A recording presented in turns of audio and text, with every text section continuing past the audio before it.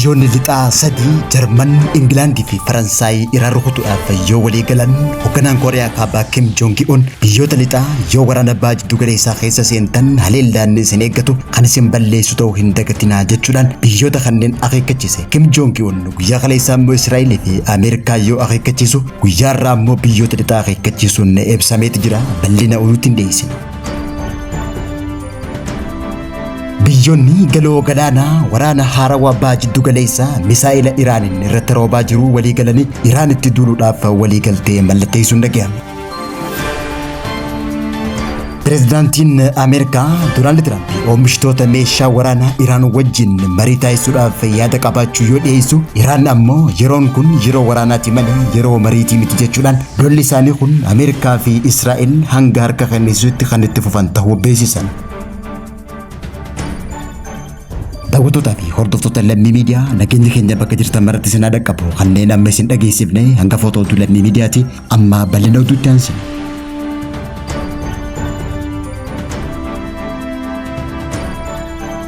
Hoogganaan Kooriyaa Kaabaa Kim Jong Un biyyoonni Awurooppaa wallabdee baajiddu galeessaa keessatti deemaa jiru keessa akka hin seenne akeekkachiisa cimaa kanneen jiraachuun dhaga'ame. Ani nageenya lammiilee Kooriyaa Kaabaa Iraan keessa jiraniif yaadda'u garuu biyyoonni lixaa misaa'ila tokko gara Iraan dhukkaafnaan isaan waan isaan eeggatu ni beekan jechuudhaan lammii biyya keessaa tokko yoo miidhame Kooriyaan Kaabaa haalduree tokko malee waraana kan hin seentu jechuudhaan biyyoota yeroo ammaan tana Iraanitti qophaa'aa jiran akeekkachiisa cimaa itti kanneen jiraachuun dhaga'ame. Kana malees hoogganaan Kooriyaa Kaabaa Kim Jong Un ilma Ayatollah Ali Khamenei kan yeroo ammaan tana bakka abbaa isaa bu'ee filatame hanga dhumaatti kan deeggaru ta'uu fedhii agarsiisuun ibsame. Yeroo Iraan tumsa dhabdee biyyoota lixaa akkasumas baajiddu galeessaatii fi Ameerikaan itti wal yaamte Iraan cafaquuf deemtutti fira yeroo rakkoo Iraan ta'uun kan argame gurbaan xiqqaan umrii dheeraa qabu Kim Jong Un dubbiin isaatuun naannicha keessatti wal dhabdee daran hammeessa ja'amee kan eegamu yoo ta'u Ameerikaan akka biyyoota biroo Kooriyaa Kaabaa jala dubbachuuf hiree kan hin qabne ta'uun ibsame. Wayita biyyoonni lixaa Ingilaand, Faransaay fi Jarman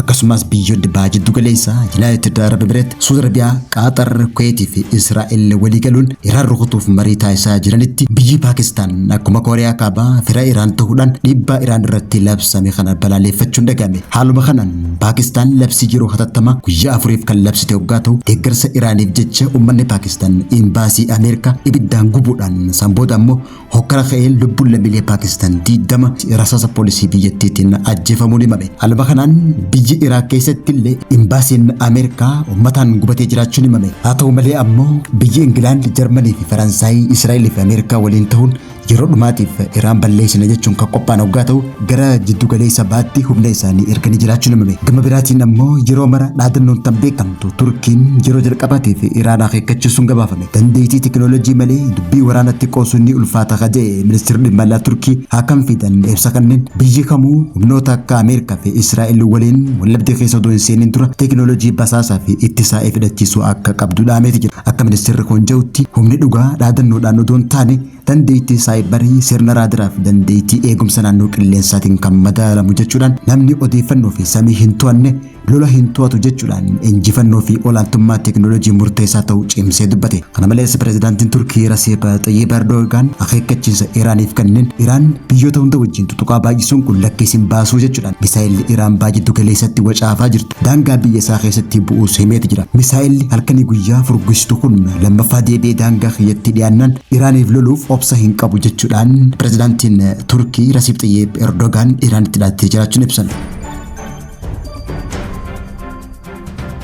Yeroo ammaan tana Iraan haaloo haleellaa Ameerikaa fi Israa'el bahuuf uffata waraanaa Ameerikaa baajiddu galeessaatti qabdu daaraa godhuun markaba Ameerikaa gurguddaa akka Abrahaam Lincoln Ameerikaan ittiin dhaadachaa turte biyyatti laaquudhaan bu'uuraalee misoomaa biyyoota baajiddu galeessaattis ibiddaan roobsuun itti fufanitti jiran. Iraan Ameerikaa fi Israa'el irraa haaloo bahuudhaaf misaa'ilotaa fi diroonota dhibbaan lakkaa'aman olloota isii biyyoota Arabaa haleellaa kan jirtu waggaa ta'u uffata waraanaa Ameerikaa dachii Arabootarra jiran iddoowwan nagaa fi wirtuuwwan enerjii haleeluun Ameerikaa fi Israa'el Israa'elis garmalee arsuudhaan gara haleellaa lammaffaatti akka deebi'an dirqamsiisaa jiraachuun ibsame. Iraan aariidhaan biyyoota torba ol haleeluu malee haleellaa biraa kan irratti raawwatamu yoo ta'e kan miidhamtu ta'uu xiinxaltoonni siyaasaa himanitti jiru. Kunis Iraan haleellaa dabarte tanaan hooggantoota bilchaatoo tooftaa waraanaa qaban dhabuudhaan humni qilleensaa Iraanis yeroo ammaan tanaa laafee jiraachuu xiinxaltoonni siyaasaa addunyaa himan. Haa ta'uti malee garuu Iraan gama baay'ina misaayilota qabaachuutiin ammas dachaa afuriin Israa'elii fi Ameerikaatti kan deebitu yoo ta'u dandeettii humna basaasaa laafaa qabaachuutiin Israa'el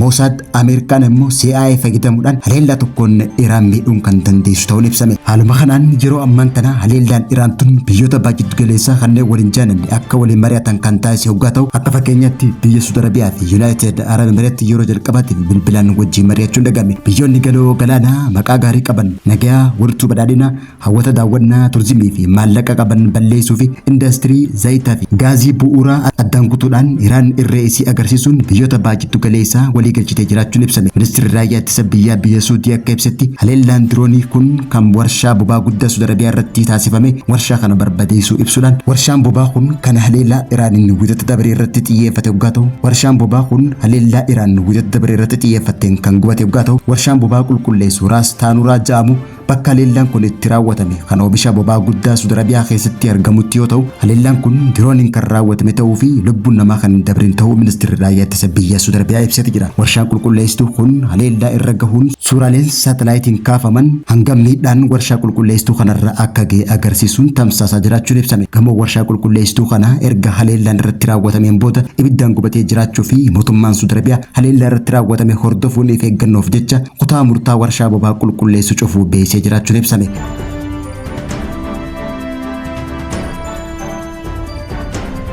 Iraan haleellaa Ameerikaa raawwatte hordofuudhaan mootummaan Ameerikaa Iraan waliin mari'achuuf fedhii akka qabu agarsiisuudhaan garuu Iraan yeroo dheeraadhaaf waraanaaf qophaa'aa akka jirtu ibsite. Ibsi kun gorsaa hoogganaa olaanaa Iraan kan ture gorsaa Ali Khamenei jalatti tajaajilaa kan ture Mohammad Mokabar irraa kan kenname ta'uun ibsame. Mohammad Mokabar ibsa televezyiinii mootummaa Iraan irratti kanneen Ameerikaa waliin mari'achuuf bu'uurri hin jiru waan isii hin amanneef jechuudhaan mootummaan isaanii marii dippiloomaasii irraa of qusachuu murannoo qabaachuu ibsee jira. Hanga barbaannetti waraana itti fufuu dandeenya akka jedhu Mohammad Mokabar kun yeroo walitti bu'iinsi baay'ee galeessaa keessatti babal'achaa jiruu fi yaaddoon nageenya idil addunyaa dabalaa jiru kana keessatti kan ifoomse hoggaa ta'u xiyyeeffannaan mootummaa Iraan amma caalaa qophii waraanaatiif dandamannaa irratti kan fuulleffate ta'uu yeroo ammaan tana yaadni marii jiru gurra isaanii kan hin dhodhoine ta'uu hubachiisee jira. Gama biraatiin ammoo pirezidaantiin Ameerikaa Doonaald Tiraamp qondaaltota olaanoo dhaabbilee oomishtoota meeshaa waraanaa biyyattii waliin jimmata dhufu kana White House-tti wal arginee mari'annaa jechuu Reuters gabaasee jiraachuun ibsame. Walga'iin kun haleellaa Ameerikaan Iraan irratti raawwatte booda kuusaa meeshaalee waraanaa keessumattuu misaa'ila irrachaa dhufee ja'ame irratti